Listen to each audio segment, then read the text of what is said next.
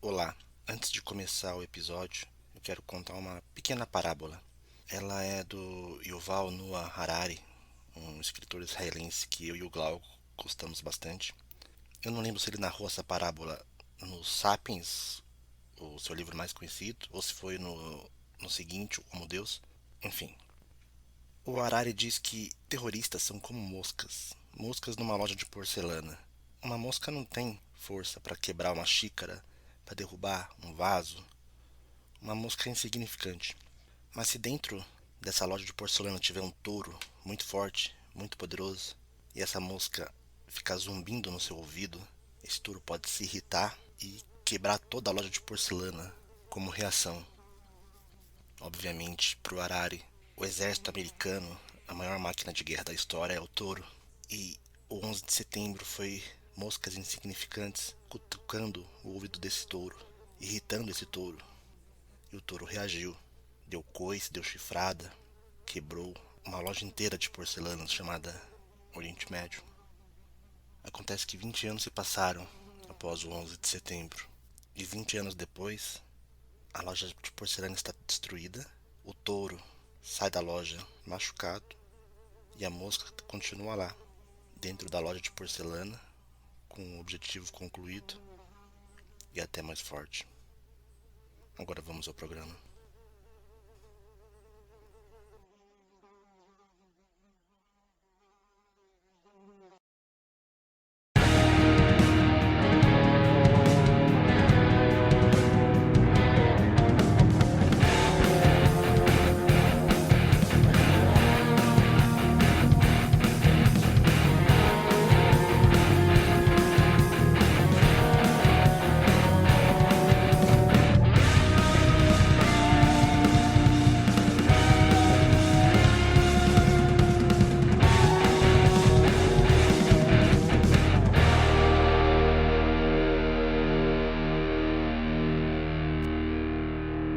Sejam bem-vindos ao da Sua Mãe, um podcast sobre filosofia, política, religião, cultura pop, chária bolsonarista e outros assuntos irrelevantes. Eu sou Leonardo Vinícius do Cebola e quem me acompanha nesse passeio é meu grande amigo Glauco Andreotti. Se apresente, Glauco, e aproveite para apresentar o tema de hoje, especial. Fala, Cebolitos. Hoje nós vamos falar sobre o aniversário de 20 anos aí dos atentados terroristas que foram realizados em 11 de setembro. Já faz bastante tempo que passou aí. Nós vivemos esse momento, né?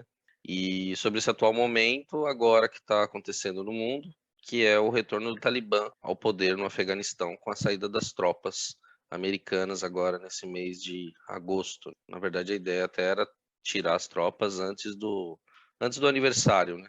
É muito assunto para pouco tempo, né? Nós vamos comprimir 2 décadas de uma crise geopolítica em alguns minutos, tão crucial quanto mover montanhas até o profeta, né? Mas nós vamos tentar realizar um debate leve, com humor, apesar do tema ser aterrorizante. Tem geopolítica, tem antropologia, tem filosofia, tem violação de direitos humanos, tem interesse econômico, muita coisa aí para a gente conversar. Pois é, já faz 20 anos, Glauco. Há 20 anos atrás, as torres gêmeas do World Trade Center caíam após ser atingidas pelos aviões sequestrados por terroristas da Al-Qaeda. Eu lembro que, assim que a gente viu aquelas cenas, o temor principal era uma terceira guerra mundial. Todo mundo tinha esse medo. Além disso, tinha as inúmeras teorias conspiratórias. O que aconteceu, de fato, foi que os Estados Unidos invadiram o Afeganistão com a justificativa de que Osama Bin Laden estaria escondido no complexo de montanhas daquele país asiático. 2 anos depois, a Grande América, a polícia do mundo, também declarou guerra ao Iraque, que estaria produzindo armas de destruição em massa. Supostamente, claro. O que a gente viu ao longo de 20 anos foi a maior máquina de guerra da história da humanidade, bombardeando países pobres, cuja população de pele escura nem água potável tem em casa. O que poderia dar errado, né? Acontece que tem um alemão, um filósofo alemão aí barbudo, que eu não vou falar o nome para não gerar polêmica. Ele dizia que a história se repete, primeiro como tragédia, depois como farsa. E a história novamente se repetiu. Como você falou, em agosto desse ano, o Talibã invadiu Cabul e forçou milhares de pessoas a fugir desesperadamente. Talvez a imagem mais marcante seja aquela foto do avião militar americano que tinha centenas de civis amontoados, tentando pegar uma última vaga para fugir do país.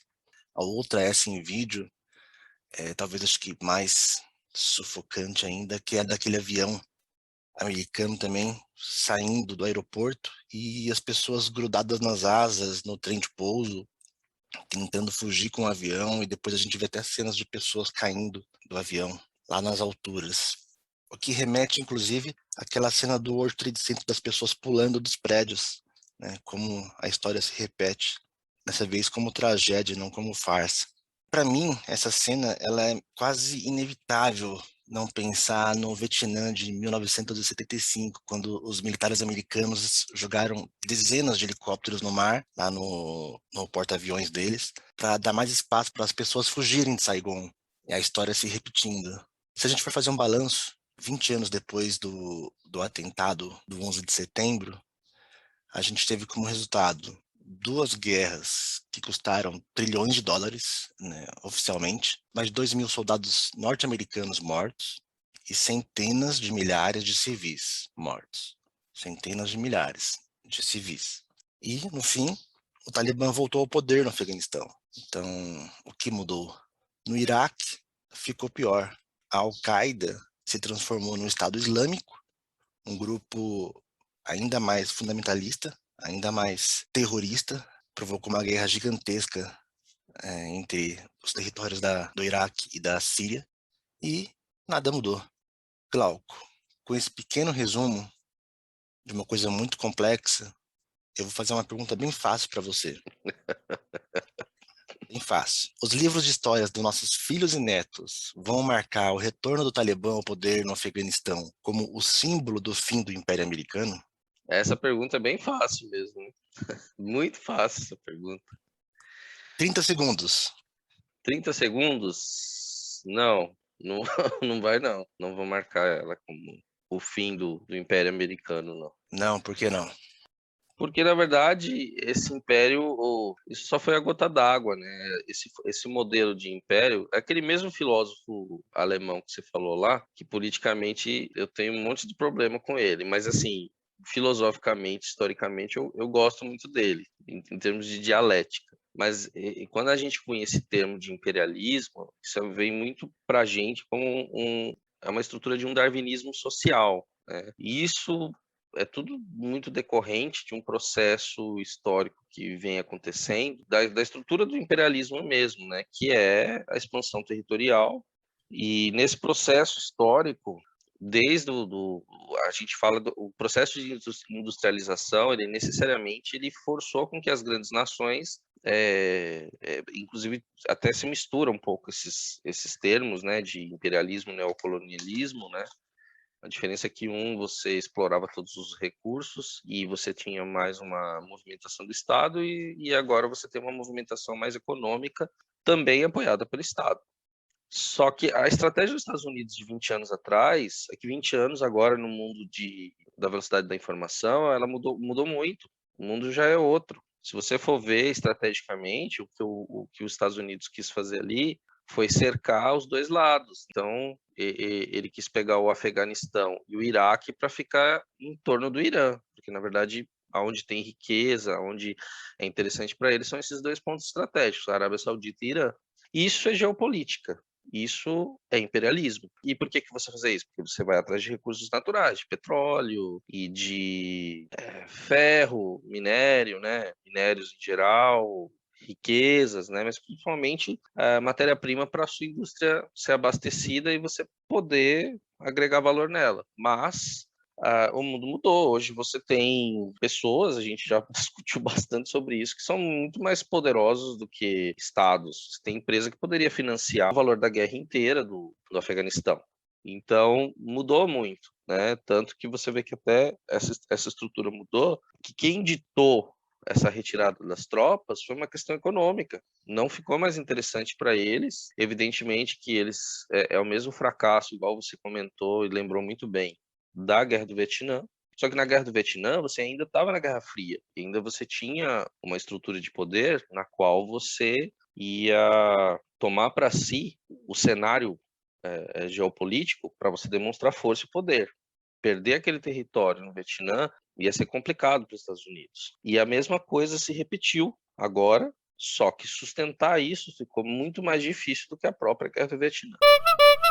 11 de setembro de 2001. Uma terça-feira que vai marcar a história da humanidade. A maior potência do planeta é alvejada pelo terror. World Trade Center, Nova York. No mais importante centro financeiro do mundo, uma torre queima depois de ser atingida por um avião. Enquanto o incêndio avança no arranha-céu, um segundo avião é jogado contra a torre vizinha. E em menos de 2 horas, 2 dos prédios mais altos do mundo se desfazem numa montanha de poeira e fumaça. O que eu espero que estejam nos livros é que, assim, se alguns livros de alguns apaixonados por esse barbudo alemão continuarem, eles vão colocar que sim, que o Império acabou. Mas se você fizer uma revisão do que foi feito e do que aconteceu nos últimos 20 anos, a estrutura econômica mudou completamente. Hoje, por exemplo, é impensável você imaginar que os Estados Unidos vai fazer uma guerra desse tipo de invasão, por exemplo, com a China. Tem muita gente que tem negócio lá. Simplesmente o mundo inteiro iria parar. O Talibã não é que ele saiu, ele não acabou com esse símbolo. O próprio sistema acabou com ele.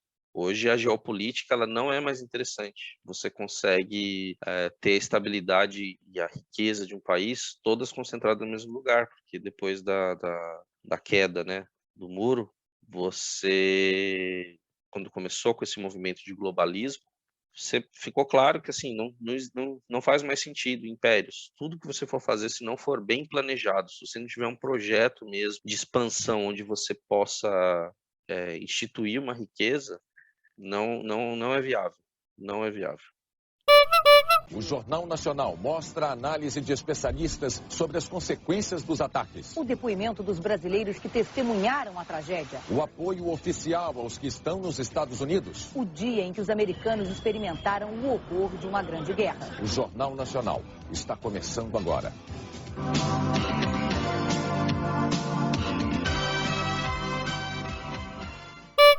O que a gente vê é que essa guerra ela também gerou uma nova identidade, né? Mas a gente vai entrar mais sobre esse detalhe daqui a pouco. Mas o que retirou as tropas, o que foi o fim, não foi o Talibã, foi a própria questão econômica. As empresas não quiseram mais apoiar essa guerra, elas não quiseram mais sustentá-la. Ela ficou em 2,26 trilhões. Basicamente, se você for pegar os 20 anos da guerra, dá 300 milhões por dia. É um dinheiro incalculável. Eles gastaram 80 bilhões treinando as tropas do Afeganistão para que eles tivessem uma base de poder próprio. E existe um movimento novo que foi criado, que você inclusive coloca isso você enfoca bastante isso na tua publicação, que eu achei muito bacana, que é como foi trabalhada essa questão do medo. O medo ele foi substituído por um novo sentimento que a gente tinha muito pouco, que é o terror. E aí o terror, ele extrapola a esfera da civilidade. E aí, nesse aspecto, todas as tropas tiveram vários ataques. Há uns 10 anos atrás, na década de 2010 para cá, você teve muitos ataques. Você teve uma série de ataques. E foram ataques terríveis que machucaram a Europa, machucaram parte da África. E você também teve o conflito na Síria, que foi outro horror. E evidentemente que, assim, como a proposta era econômica, os Estados Unidos não tinham interesse nenhum em, de fato, efetivar uma democracia. Eles até tinham essa intenção, só que eles não fizeram um planejamento, porque isso é muito caro. Boa noite. Eram 8 horas e 45 minutos da manhã em Nova York, 9h45 em Brasília. Um avião americano de passageiros batia em cheio numa das torres do World Trade Center. Um acidente tão inimaginável que imediatamente chamou a atenção de todo o planeta. Mas não era acidente. Para a perplexidade do mundo inteiro, foram se registrando acontecimentos que nenhum roteirista de Hollywood imaginou. E era tudo real. Estava começando o maior atentado terrorista de todos os tempos. Bom, claro que, como sempre, eu discordo de você, então vamos lá. Primeiro, só para quem está ouvindo e não entendeu, você citou 2 vezes a minha publicação, é que eu tenho um livro-reportagem chamado 12 de Setembro, o cinema hollywoodiano após os atentados terroristas que mudaram o mundo. Nesse livro eu analiso como que Hollywood reagiu aos atentados terroristas e as consequências dos atentados terroristas nos primeiros anos do 11 de setembro. Mas, voltando ao tema, talvez a minha pergunta não tenha sido bem elaborada. Eu não quis dizer que o Afeganistão e o Talibã de agora causou o fim do império. Apenas que a cena dos Estados Unidos saindo do Afeganistão e o Talibã voltando ao poder seria um marco histórico de uma queda de império que já vinha acontecendo. Né? Nenhum império cai por um motivo, nenhum império cai de uma vez só. Na verdade, mais significativo do que isso, do que o Talibã voltando ao poder depois de 20 anos de guerra, é o desempenho dos Estados Unidos na pandemia do coronavírus. Né? Eu acho que esse é o melhor exemplo, só que ele não é visual, né? Não tem como você ver o desempenho. Já a cena de aviões fugindo com pessoas nas asas e as pessoas caindo do avião e morrendo, isso você consegue colocar como um marco temporal. Os Estados Unidos é o país com o maior número de mortes no mundo pela pandemia. E os Estados Unidos não tem a maior população. E se a gente pensar que eles têm uma gigantesca máquina de guerra, uma estrutura militar, os melhores cientistas, os melhores médicos, os melhores laboratórios, e eles não conseguiram conter um vírus, né? Eles têm o maior estoque de bombas nucleares, mas eles não souberam como fazer um básico, que é proteger a saúde da própria população. Eu acho que esse fato demonstra claramente a situação de um império em decadência. E, por outro lado, se a gente pegar o seu inimigo não declarado, a China é o país que mais soube controlar, apesar de ter sido o foco, né, o ponto inicial, o marco zero da doença. Você falou que nós não estamos na Guerra Fria e as coisas mudaram. Eu também discordo disso. Nós estamos numa nova Guerra Fria, só que agora não é mais contra a União Soviética, é contra a China. Os 2 países estão constantemente em guerra, só que as guerras são atualmente cibernéticas e principalmente monetárias. Se a China quiser quebrar o dólar de uma vez, eles quebram só soltando os dólares que eles têm de papel pelo Estado. Mas eles não estão fazendo isso, eles estão fazendo a quebra econômica dos Estados Unidos com a desvinculação da dolarização. Hoje eles não fazem mais nada usando o dólar como lastro. Eu acho que eles estão em constante guerra. O Trump e a China entraram em guerra comercial diversas vezes. Essas guerras vão continuar. E eu acho que uma nova fuga de um território antes dominado por eles é algo que é muito humilhante. Ainda que você fale que não valia mais a pena do ponto de vista econômico, tem que lembrar que o Afeganistão é um vizinho da China. E o Afeganistão é essencial para a China na sua nova Rota da Seda. Isso vai afetar aquela zona comercial gigantesca. Vai ser um novo hub ali de investimento. Vai ser uma coisa muito significativa tanto para os Estados Unidos quanto para a China. Então eu acho que há sim uma guerra fria. Eu acho que eles saíram muito putos. Assim, não foi nenhuma fuga, estava tudo planejado. Não foi uma surpresa para ninguém o retorno do Talibã. Foi um abandono. Então, sabe o que é interessante? Tem um ditado que diz que é macho nunca recua. Ele dá meia volta e avança. E foi o que os Estados Unidos fez. O que aconteceu ali foi uma rendição. Os Estados Unidos se rendeu. Só que eles não disseram que eles se renderam. Eles disseram que fizeram um acordo e estão saindo fora. Mas o que eles fizeram foi uma rendição. Eles deram meia volta e avançaram. Não, mas foi isso mesmo. Mas é porque, assim, num conflito desses, estrategicamente já não valia mais a pena, né?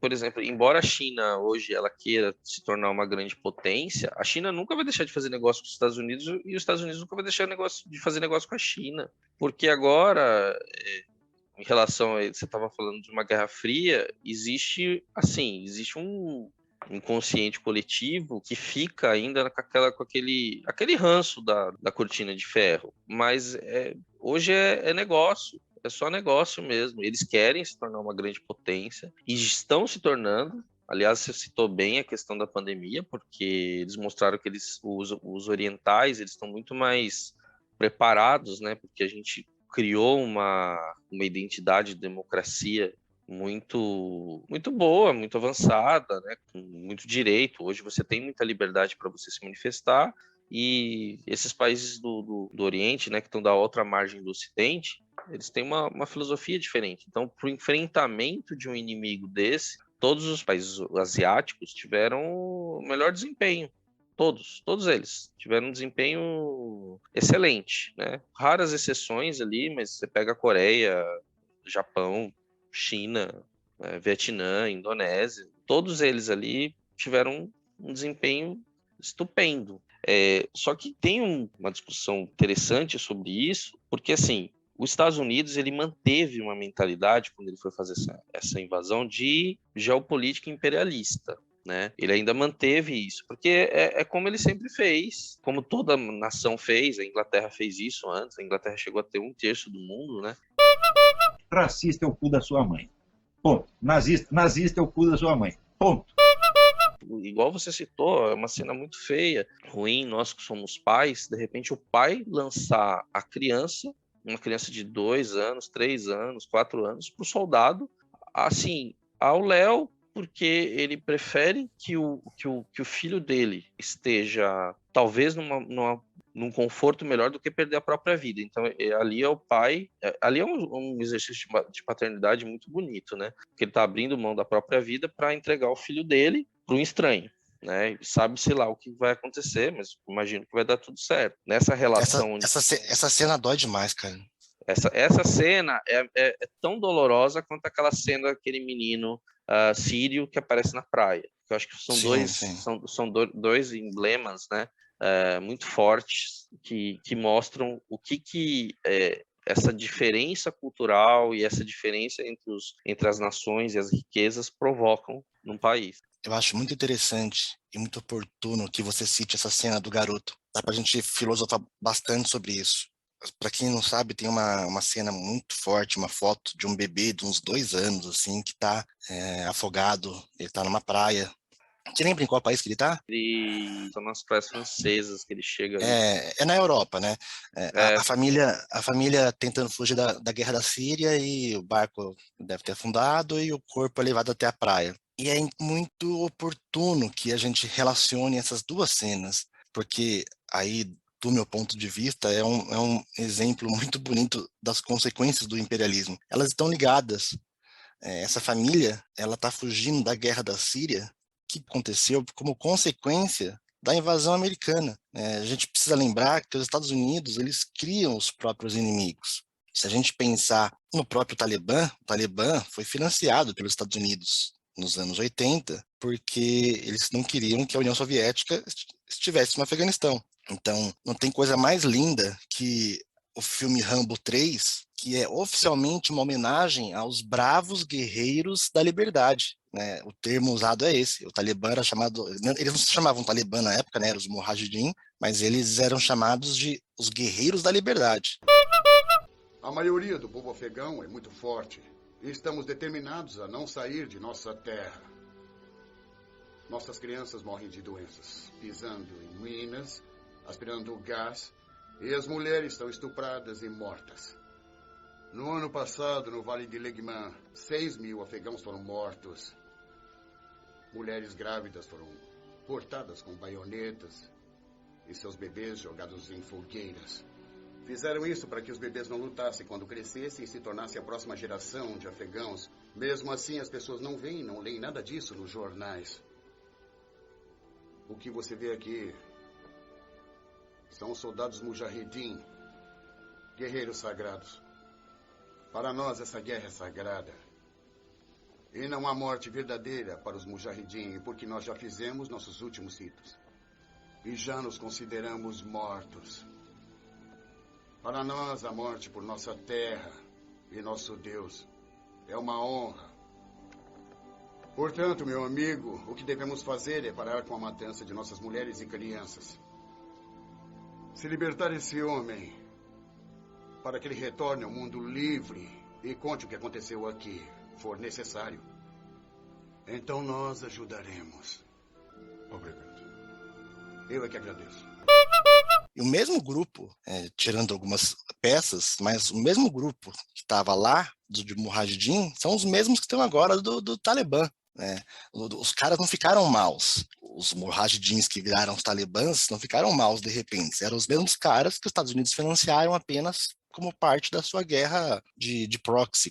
Eu esqueci a palavra de proxy em inglês, procuração. Né? Eles não podiam, como você mesmo falou, eles não podiam lutar diretamente. Então, os Estados Unidos e Rússia e União Soviética, porque senão o mundo acabava, eles financiavam outros grupos. Bin Laden era um cara financiado pelos Estados Unidos, que depois virou quem virou. Se a gente pensar que o Bin Laden e a sua Al-Qaeda, quando teve a invasão do Iraque, a gente pode dizer que a Al-Qaeda acabou, porque na verdade ela se transformou no Estado Islâmico. O Estado Islâmico é responsável pela guerra do Iraque e da Síria, que tem aquela guerra monstruosa que provocou a morte de milhões de civis e muitos que fugiram, que viraram refugiados, inclusive essa criança que apareceu morta na praia. Então é um ciclo que não tem fim, né? Os Estados Unidos, com a sua grande máquina, com a sua máquina de liberdades e democracias, cria inimigos que depois não consegue vencer.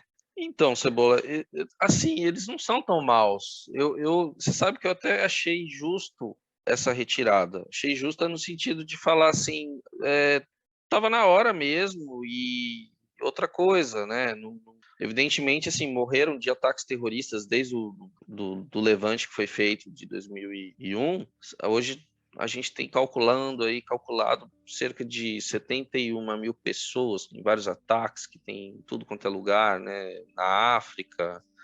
Só um adendo, o menino foi na praia da Turquia, porque é uma outra porta de entrada, né? Foi onde eles mais usaram. Só que eles só passavam pela Turquia, a Turquia não acolheu. Quem acolheu ali foi Suécia, que aí começaram a gerar aqueles outros problemas, né? E ele disse, né? O Biden falou, na verdade isso era para até ter saído já no finalzinho do governo do Obama, porque eles conseguiram pegar o Bin Laden, acho que foi 2010, né? 2010 ou 2011, foram quase 10 anos depois que eles pegaram o Bin Laden. Então, ali, o símbolo que era o revés que eles precisavam, já era para ter terminado. Inclusive, existia essa possibilidade do Obama ter tirado as tropas.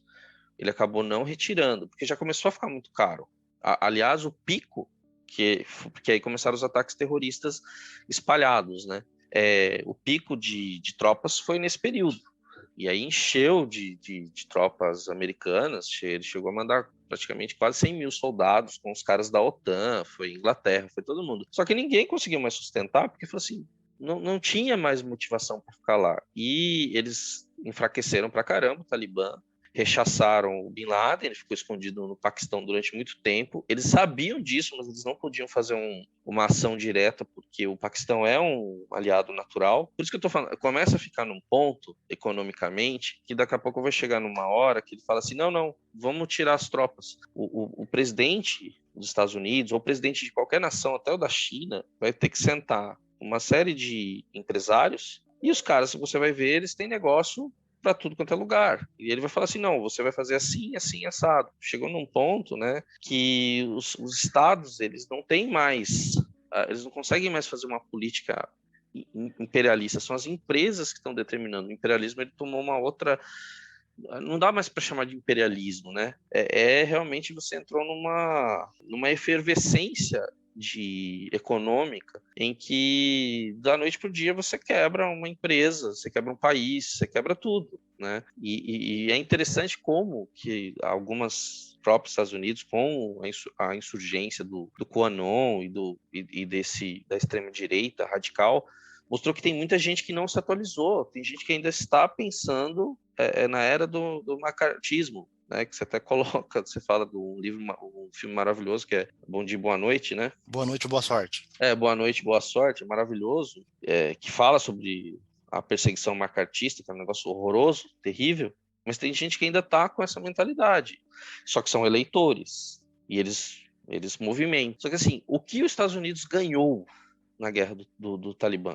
Ele só se colocou como uma nação que responde ao terrorismo, ele organizou movimentos antiterroristas, então realmente a gente conseguiu ter um controle melhor, porque um dos problemas do terrorismo, um dos problemas da Al-Qaeda e do Talibã é que, assim, como tem essa lei de Sharia e assim, o direito está junto com a religião, você não tem uma separação daquilo que é místico, daquilo que é religioso, do que é, de fato, o julgamento, né? Você está falando do Brasil agora? Você está falando do Brasil, isso aí? No final das contas, a gente acaba chegando aqui. E isso que é triste, né? Porque eu vi os dois lados aqui no Brasil. Eu vi falas de influenciadores que, ai meu Deus, que tristeza, chorando. Teve gente que comemorou a retirada das tropas e teve gente que simplesmente não sentiu nada, que é a questão da indiferença. E o PCO? Como é que foi o PCO?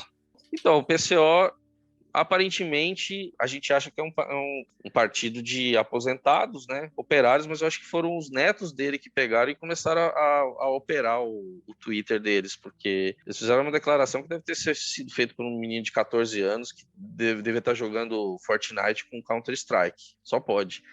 E ele achou que ele devia, o bonequinho dele deve ter comprado skin com o dinheiro da avó, né? Deve ter pego o dinheiro da pandemia da avó que ia buscar pão, né? Porque ela não podia ir, e comprou skin de terrorista, porque foi muito infeliz a fala deles. Venceu a guerra contra o imperialismo, né? Venceu a guerra contra o imperialismo. Não, é engraçado como a gente pensar com cabeça de ocidente, né, numa situação tão diferente da gente. Não tem como falar de direita e esquerda no Afeganistão, assim, ainda que exista elementos da esquerda e elementos da direita ali, uma situação como essa, um Talibã, entre aspas, ou nem tantas aspas assim, expulsar, porque os Estados Unidos foi expulso, oficialmente não, mas foi. Expulsar, não foi uma esquerda que venceu, não foi o imperialismo que foi expulso, né? É muito superficial, é uma análise muito juvenil, é uma vergonha alheia. O que venceu ali foi o poderio econômico, ou seja, ficou cara a guerra, e aquela rota do petróleo que eles queriam fazer, a rota da seda, não conseguiram fixar. O Talibã é um lugar horroroso, difícil de se movimentar, tem pouco recurso, ele é estratégico do ponto de vista territorial, mas foi o que você falou, a União Soviética tentou tomar o Talibã e levou ferro. Os caras estão brigando há 40 anos. Aqui é o Afeganistão. Alexandre o Grande tentou conquistar este país, depois Gengis Khan, depois britânicos e agora a Rússia. Mas os afegãos lutam para valer, nunca serão derrotados. Um antigo inimigo fez uma oração sobre este povo. Você quer ouvir? Tudo bem. Ela diz: meu Deus, livrai-nos do veneno das cobras, do dente do tigre e da vingança dos afegãos. Entendeu o que significa? Que vocês não se rendem por nada. Mais ou menos isso. O Afeganistão, ele tem a fama de ser cemitério de impérios, né? O Império Inglês do século XIX perdeu lá, invadiu e perdeu. A União Soviética entrou lá e apanhou. E agora os Estados Unidos entraram e apanharam. Eles têm existe um ditado lá, afegão, que é: os inimigos têm os relógios e nós temos o tempo. Eu acho muito legal porque a palavra tempo, ela tem diferentes conotações no Ocidente e no Oriente. Nós, ocidentais, a gente pensa muito a pequeno prazo e, às vezes, no máximo, médio prazo. Né? Vitórias imediatas. Os Estados Unidos entra lá em 2001 bombardeando e tomam territórios, parece que eles venceram. Mas o que os caras fizeram é dar um pouco de terreno dá um pouco de tempo e logo em seguida é coisa de 10, 15, 20 anos, eles tomam o espaço de novo e nada mudou. Os orientais, eles têm muito isso com o tempo, né? Os chineses têm muito isso com o tempo, os japoneses têm muito isso. A ideia de 20, 40, 80 anos são coisas que para eles é algo completamente gradual e a gente é muito imediatista. Esse é um bom exemplo de como até você cita isso, assim, não houve uma espécie de planejamento americano, talvez a médio ou longo prazo, pensando no que fazer depois. Invadir é fácil. Agora, manter aquela bomba lá é outro nível. Porque eles partiram do princípio que não era um problema deles. Eles só tirariam do poder e depois atacando a Al-Qaeda no Iraque. Então, Talibã aqui, Al-Qaeda aqui. Então, teve esse outro problema que em 2003, ao invés deles recuarem, porque já tinham dominado o Talibã, enfraqueceram pra caramba, ele entrou num outro conflito. Ele falou assim, agora vai. E aí a gente sabe que existe uma indústria militar, sem teoria da conspiração, isso é verdade, né? Quando você vai para um conflito, um armamento novo, uma tecnologia nova usada em batalha, ela é muito mais valiosa para o mercado, ela é muito mais interessante, ela foi usada, né? Tem aquela revista famosa, Jane Defense, né? Que ela é um catálogo de armas que você verifica, inclusive, se foi utilizado em combate ou não. Tá lá, né? Used at field. Ou seja, o cara aplicou aquele equipamento, né, num conflito e ele tem muito mais valor. Ao mesmo Testado tempo, e aprovado, né? Testado e aprovado.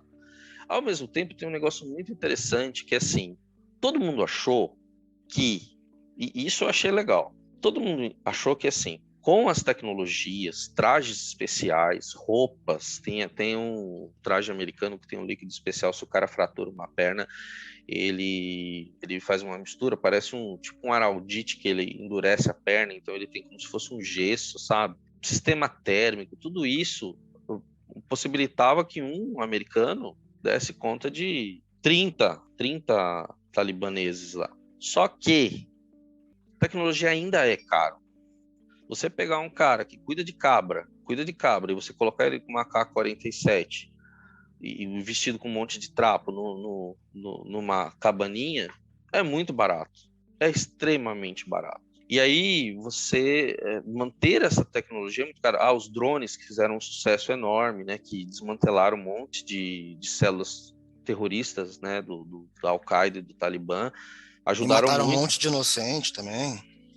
Mataram, inclusive fogo amigo, tá? Inclusive teve muito fogo amigo também que aconteceu, porque assim, foi isso que a gente está comentando, assim, é uma tecnologia que foi sendo testada. Para testar a tecnologia foi muito legal, para você ver os novos armamentos. Só que o formato da guerra não dá mais para ser desse jeito. Só que há algum tempo a gente tinha esquecido disso. Nós tínhamos completamente, assim, a gente imaginou que os Estados Unidos invadiu, que ele criou, e ele ficou sustentando essa posição durante muito tempo. Só que, como ele não tinha projeto, ele não fez nenhuma estrutura econômica para transformar isso. O que isso acabou acarretando? Acarretou onde a gente chegou. Na retirada forçada das tropas, né? O The Economist chama de fiasco, o fiasco de Biden.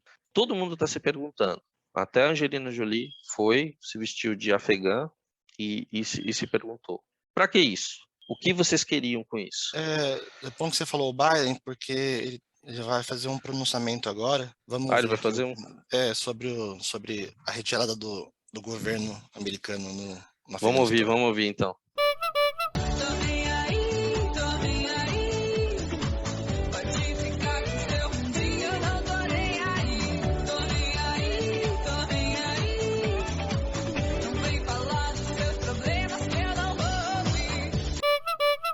Ouvimos aí o discurso do presidente Biden sobre a sua preocupação com a população afegã após a retirada das tropas americanas. Agora nós vamos conferir o depoimento do Plínio Gardina Neto. Ele mora nos Estados Unidos desde 2004 e, por coincidência, também esteve no topo do World Trade Center semanas antes dos atentados, quando ele estava passeando por Nova York.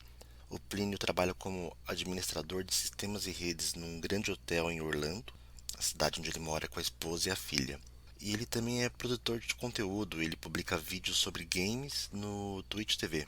O Glauco bateu um papo com ele para saber a visão dos próprios americanos sobre a saída do exército no Afeganistão depois de 20 anos e quais foram os erros da administração Biden nesse processo. Então vamos lá. Plínio, aproveitando aí, se você quiser se apresentar. Glauquinho, obrigado por ter me convidado aí para participar do podcast. O podcast está maravilhoso, um ótimo trabalho. Para quem não me conhece, né, eu já moro aqui nos Estados Unidos há 17 anos e eu não estava aqui quando o ataque das Torres Gêmeas ocorreu. Aconteceu em 2001, mudei para cá em 2004. Mas por coincidência, eu visitei as Torres Gêmeas em 2001, em julho, no final de julho de 2001, eu estive nas Torres Gêmeas. Eu estava aqui a passeio, vim aqui com a minha avó. Nossa, cara. Foi uma experiência. Eu acho que foi uma experiência que marcou a minha vida, que determinou, falou assim, não, realmente plantou a semente americana no meu coração, assim, ó, falou assim, ó, esse lugar é assim, entendeu? E eu fui para Nova York, eu fiquei em Nova Jersey, mas eu fui para Nova York, subi nas Torres Gêmeas, você pagava $25 para subir até o topo. Foi uma experiência, assim, única, né? Era um negócio, assim, de outro mundo, aquela construção. Cara, que legal, você esteve próximo dos ataques, esteve lá em cima. Sim, eu fui lá em cima, tirei foto, tinha foto no vidro, tinha um vidro que era um pouquinho mais baixo, assim, para você realmente tirar aquela foto panorâmica, você podia subir até o topo, né? Onde que já não tinha mais o vidro, era a terraça mesmo. Então, realmente foi uma experiência muito única. E quando eu fiquei sabendo do ataque, eu já tinha voltado, eu já estava no Brasil de volta. E para mim, acho que para todo mundo, aquilo foi como se fosse um filme, né? A gente não sabia distinguir se era realidade aquilo ou se era um filme que estava passando na televisão, né? Porque foi muito ao vivo, né? Um negócio que as câmeras estavam apontadas, da mídia estavam apontadas para a torre quando elas desabaram. Então foi muito, muito triste. Mas pulando já para 2004, quando eu me mudei para cá, eu já tinha começado a guerra no Afeganistão, né? E naquela época eu não me ligava muito em política, eu era muito novo, eu tinha 19 anos, e acabei acompanhando muito uma divisão entre as pessoas que apoiavam a guerra e não apoiavam. Eu acho que naquela época tinha um pessoal que apoiava mais, porque estava muito recente o ataque das torres, então as pessoas queriam vingança, porque aquilo foi muito traumático, o ataque. Com o passar do tempo, que as mortes dos americanos foram aumentando, eu acho que os americanos mesmos foram ficando cansados, né, dessa guerra, porque uma guerra de 20 anos é muito tempo, né?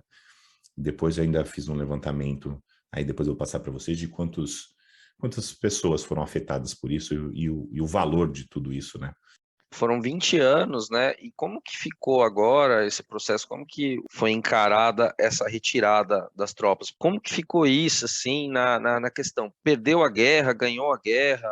Isso está dividido? Tem gente que ainda acha que deveria continuar? Então, existem duas coisas que aconteceram, né? Quando a morte do Bin Laden ocorreu, vamos dizer assim, que o motivo principal dos Estados Unidos ter invadido o Afeganistão tinha sido cumprido, tá? Mas o que virou a guerra do Afeganistão? Primeiramente era a Al-Qaeda, né? O Bin Laden, e depois virou essa reconstrução do país para transformar um país num lugar democrático, né? Poder dar direitos às mulheres para poderem ir para a escola. Então ficou uma reconstrução do país, né? E eu acho que esse foi um dos erros dos Estados Unidos, de ter, não que não seja, de uma certa forma, uma razão boa, né? Que muitos democratas, para falar a verdade, apoiaram essa decisão justamente por causa disso, porque é uma coisa bem humana a se fazer. E eu vou deixar de lado os interesses financeiros e políticos dos Estados Unidos, tá? Eu não entendo muito sobre isso, o que os Estados Unidos ganhou da guerra, tirando os contractors, né? As empresas que vendem armamentos, que ganharam trilhões de dólares, não sei, uma quantidade ridícula, vendendo armamento para lá.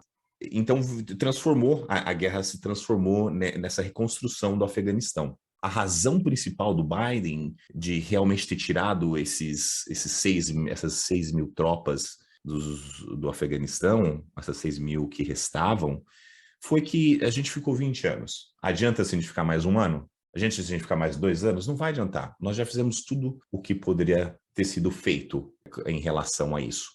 E o Trump também tirou, né? O Trump também tirou. Lógico que, na minha opinião, e eu vou falar disso, algumas suposições que ocorreram, que foi erros, né, da administração do Biden.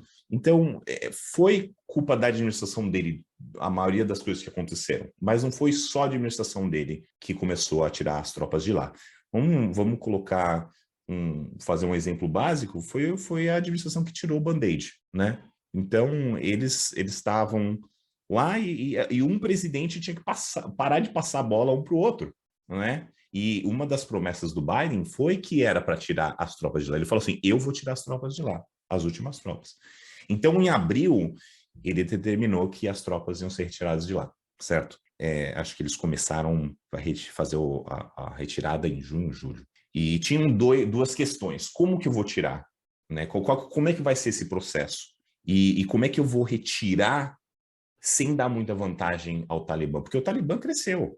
O Talibã mudou, mas ele cresceu também, né? Ele não é mais o mesmo Talibã de 2001, mas ele não ficou estagnado, né? O Talibã estava lá, pronto para invadir de novo. Então, sempre foi uma ameaça, né? Então, acho que foram as questões que o Biden tinha em mente, que a administração do Biden tinha em mente, como eu ia executar esse processo e como que eu poderia executar esse processo de uma maneira que eu não desse vantagem ao Talibã. Eu acho que teve 4 suposições aí que a administração do Biden fez, que a gente pode falar suposição / erros que eles cometeram, tá? O primeiro foi o tempo. Eles achavam que eles tinham tempo para tirar todo mundo de lá, tá? De acordo com a inteligência que o Biden tinha na mesa dele, eles tinham 18 meses até o Talibã oferecer uma ameaça real ao exército do Afeganistão. Então, presta atenção. E eu não estou nem defendendo o Biden, eu só quero dar eu ainda acho que muitas coisas que aconteceram foram erros, tá? Mas eu quero que todo mundo se ponha na posição de um presidente que tem as informações da inteligência na sua frente. Você tem, de acordo com a sua inteligência, você tem 18 meses antes de alguma coisa, de um risco grande contra as tropas do Afeganistão. Esse foi o número 1. E claramente se mostrou que eles não tinham esse tempo, né? Eles não tinham esse tempo. Eles foram 20 anos de treinamento, né? Como que eles chegaram nesses 18 meses? Foram 20 anos de treinamento que eles treinaram as tropas do Afeganistão. Mais ou menos 83 bilhões de dólares investidos em equipamentos. A guerra custou muito mais do que isso, tá? Muito mais do que isso, mas em relação a equipamentos, helicópteros, aviões, armamentos, 83 bilhões de dólares que as tropas do Afeganistão tinham. Só do Afeganistão, só do que os Estados Unidos investiu nos caras. Exatamente. Nossa senhora, é dinheiro, hein? É dinheiro, hein? Uhum. E em relação às tropas em si, o Afeganistão tinha 300 mil soldados contra 75 mil do Talibã. 300 mil contra 75, vou falar de novo. Então, você como presidente, você tem que tomar essas decisões em cima dessas informações. Então, no papel, o Afeganistão as tropas do Afeganistão tinham uma vantagem monstruosa. Vocês começaram essa droga de guerra, agora aguentem. É o que faremos. É só uma questão de tempo antes de conseguirmos a vitória completa. Sabe que não haverá vitória. Diariamente suas máquinas de guerra perdem terreno para soldados pobremente armados lutando a favor da liberdade. Você quer sair daqui porque quer salvar sua própria pele. Se tivesse estudado a história deles, você saberia que nunca desistiram. Preferem morrer a serem escravos de um exército invasor. Não podem derrotar pessoas como essas. Nós tentamos. Já tivemos o Vietnã. Agora vocês terão o seu. O segundo ponto ali, o erro, foi a suposição que os Estados Unidos tinha das tropas das Forças Armadas do Afeganistão, a vontade que eles tinham de lutar. A vontade que eles tinham de lutar. A vontade que eles tinham de defender o Talibã. Tá? Porque o Talibã, ele ele invadiu Cabul de uma forma pacífica. O exército do Afeganistão realmente simplesmente desistiu. Largaram as armas. Eles abandonaram. Não só eles, como o presidente. Eles saíram fora, é verdade. O Ghani saiu fora. Falou assim, não vou ficar aqui não. Né? Não vou ficar aqui não, vou sair fora. Então, é uma coisa que os Estados Unidos nunca imaginar que depois de tanto tempo de treinamento, o Afeganistão ia simplesmente, o exército do Afeganistão ia simplesmente sair fora. No terceiro ponto aqui, que foi no plano de evacuação, tá? O plano de evacuação, que foi, na minha opinião, uma das maiores falhas dos Estados Unidos, eles tinham um plano preparado para tirar as tropas. E os afegãos que ajudaram os Estados Unidos? Como é que você tira tantas pessoas assim em tão pouco tempo? Você vai deixar eles lá para morrer? Entendeu? Estimativas de 25 mil pessoas. E todas elas, no final, foram retiradas dessas pessoas, tá? Porque teve pessoas que foram deixadas para trás, tá? Foram em torno de 6 mil soldados americanos, 25 mil afegãos e suas famílias, né? Pessoas que ajudaram, pessoas da embaixada, até tradutores. Então, foi um negócio muito, muito complexo em relação ao número de pessoas. E os Estados Unidos, na minha opinião, falhou em relação a isso, né? O presidente, o Ghani, né? Ele chegou numa reunião com o Biden e pediu para que não retirassem também todo mundo de uma vez, porque ele não queria passar uma imagem de um governo fraco, que ia ser tomado pelo Talibã. Por que ia acontecer? Se os Estados Unidos chegassem e falassem, não, vamos tirar todo mundo rápido, começando, vamos supor, em janeiro, um pouquinho antes de ser tornado oficial a retirada dos Estados Unidos do Afeganistão, ia parecer que estava claramente os Estados Unidos acreditava na falha do governo do Afeganistão, entendeu? E o Ghani não queria isso, né? O Ghani falou assim, não, a gente vai retirar essas pessoas, né? Vamos retirar essas pessoas aos poucos, as pessoas que realmente querem sair. Esta caverna leva ao Vale dos 5 Leões. Há muitos e muitos anos pediram ao rei afegão para mandar 500 de seus guerreiros em uma batalha. Ele mandou só 5. Seus 5 melhores guerreiros. E eles venceram. E ele disse que era melhor mandar 5 leões do que 500 ovelhas. O que achou disso? Acho que esse rei teve sorte. Ah, sorte, né? Valeu a pena? Porque, assim, foi uma intervenção militar, durou 20 anos, né? O que os Estados Unidos ganhou com isso e o que ele perdeu? E agora, voltando ele para o Afeganistão do mesmo jeito, com a retirada das tropas, né? Valeu a pena? Cara, talvez seja uma visão meio inocente minha, mas a guerra em si é um negócio muito, muito complexo. Mas eu sou contra a guerra, particularmente, entendeu? Eu sei que eu estou sendo muito inocente falando isso, que existem várias outras coisas a se pensar em relação a isso, né? Não é só a morte das pessoas, mas é muito triste de você pensar, por exemplo, no último ataque que os Estados Unidos destruiu um carro que supostamente ia atacar o aeroporto do Afeganistão e matou supostamente homens-bombas que estavam nesse carro, que aconteceu agora, algumas semanas atrás. E nesse processo matou 10 civis que estavam próximos, e a maioria era criança. Gente inocente, entendeu? Né? Gente inocente. E isso, para a visão de uma guerra, é normal. Você está entendendo? Como as vidas se tornam muito banais em relação a isso. Mas e essas 10 pessoas que morreram, entendeu? Alguém vai responder por isso? Ah, mas foi os Estados Unidos destruindo matando possíveis terroristas que poderiam matar muito mais pessoas, entendeu? Então, esse é um problema muito grande que eu tenho com a guerra e simplesmente esse número vai ser arrastado para debaixo do tapete, como muitos outros, né? Porque a maioria das pessoas que morreram nessa guerra foram civis, né? 65, 70 mil, se eu não me engano, que morreram, entendeu? Não foram teve os americanos também, mas a conta é muito maior para os civis que estavam na guerra, para os afegãos que estavam na guerra. Então, na minha opinião, não valeu a pena. Tem certeza de que não quer ficar?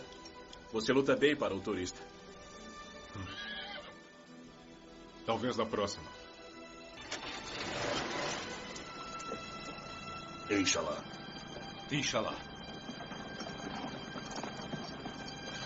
Adeus. É difícil acreditar. No que, senhor? Eu odeio admitir, mas acho que estamos ficando emotivos. Talvez só um pouco, senhor. Só um pouco.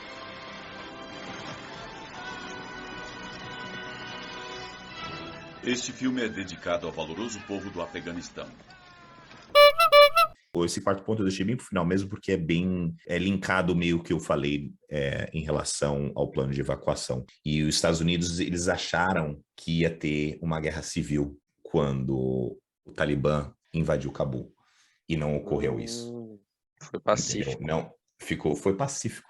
Se você é um civil e nem o seu exército está prestes a se defender, está pronto para te defender, né? Como que você vai lutar?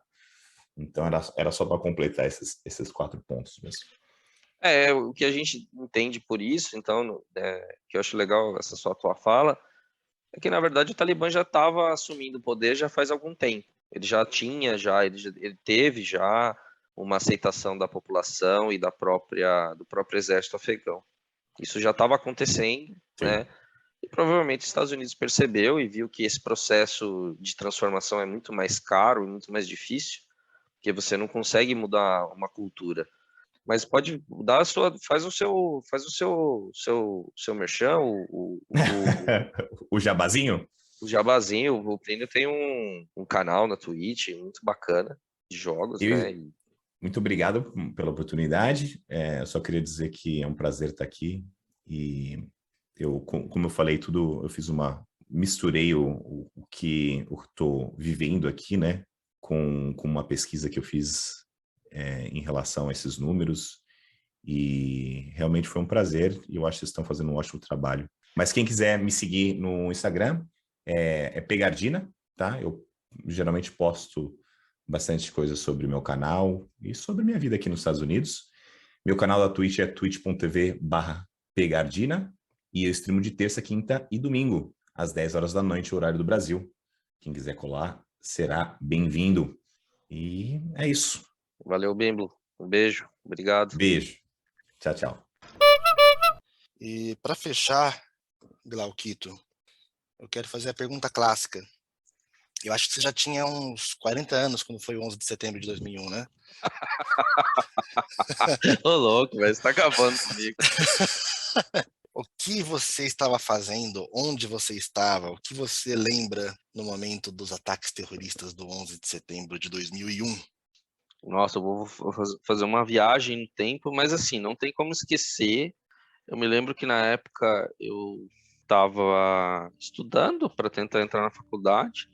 Eu estava muito engajado nessa questão de geopolítica, né?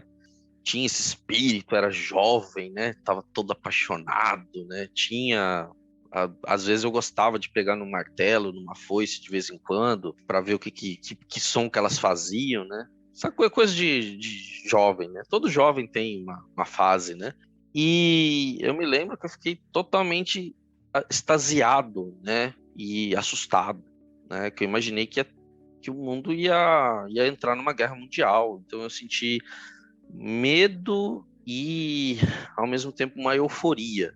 Eu peguei e saí ligando para vários amigos meus que tinham um background político muito intenso, né? E a gente começou a tecer sobre alguns textos do cara barbudo que você falou. Esses meus amigos, eles gostavam muito desse cara barbudo, inclusive um deles era barbudo. Só que, assim, hoje eu faço uma reflexão e eu vejo com muita tristeza, né? Eu sinto muito pelas vidas que foram perdidas no World Trade Center. Acho que isso marcou, violentou mesmo os Estados Unidos de uma maneira terrível, né? As pessoas perderam as vidas, bombeiros se sacrificaram, mas foi um processo muito bonito de recuperação. Só que isso marcou e mudou o mundo. Hoje eu ficaria muito triste, né? Eu acho que rezaria aí pelas vidas das pessoas e ao mesmo tempo ficaria muito preocupado com o que aconteceu com o mundo. Porque o mundo ele viveu um estado de indiferença e um estado de total medo e terror. Então a gente voltou a ter xenofobia, a gente voltou a ter, sempre teve, mas a gente voltou de uma forma exacerbada. Mas e você, Cebolitos? Onde você estava? Eu estava na escola, tinha 17 anos. Eu era, se fosse hoje, eu era um dos caras do PCO. Quando eu estava na escola no momento, aí quando eu cheguei em casa, estava tendo as imagens, e aí eu gritei: morram porcos capitalistas! Morra, Império Americano! Não é possível que você fez isso.